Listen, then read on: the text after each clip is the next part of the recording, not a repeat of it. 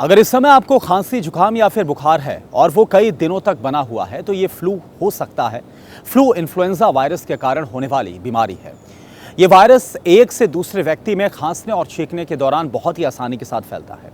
Flu के symptoms यानी कि लक्षण की बात करें तो सामान्य से लेकर बहुत गंभीर हो सकते हैं और ये लंग्स में इन्फेक्शन तक कर सकता है। भारत में हर साल इसके हजारों की संख्या में केसेस आते हैं और इससे कुछ मरीजों की मौत तक हो जाती है। हालांकि इससे बचाव आसानी के साथ मुमकिन है।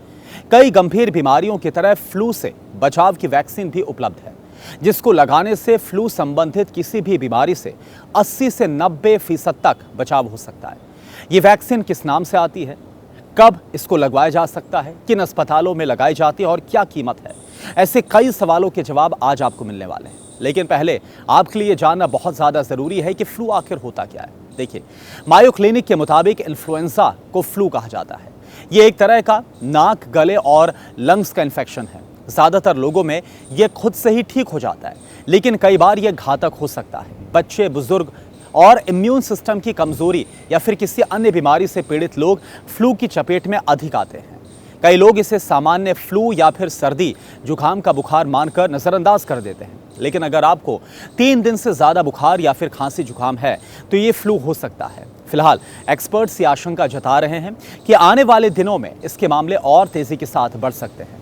ऐसे में अगर आप अभी फ्लू की वैक्सीन लगवा लेते हैं तो बचाव बहुत आसानी के साथ हो सकता है। लेडी हार्डिंग मेडिकल कॉलेज में है प्रोफेसर डॉक्टर LH घोटेकर। उनसे हमने बात की। उन्होंने बताया कि फ्लू वैक्सीन एक टीका है जो कि इंजेक्शन के तौर पर आपके हाथ पर लगाया जाता है।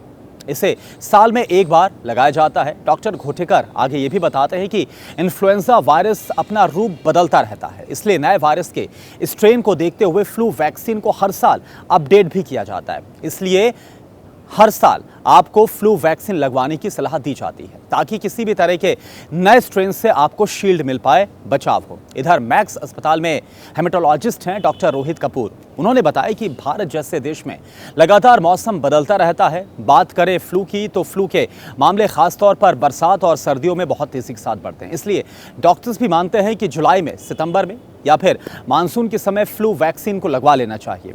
दूसरा समय है इस फ्लू वैक्सीन को लगाने का, वो है अक्टूबर से लेकर दिसंबर का। ये वो महीना होता है जिसमें सर्दियों की शुरुआत होती है। और एक और ख़ास बात, जो गर्भवती महिलाएं हैं, बुजुर्ग हैं और गंभीर बीमारियों से पीड़ित मरीज हैं, उन्हें डॉक्टर की सलाह पर भी फ्लू वैक्सीन लगवाने की सलाह दी जाती है।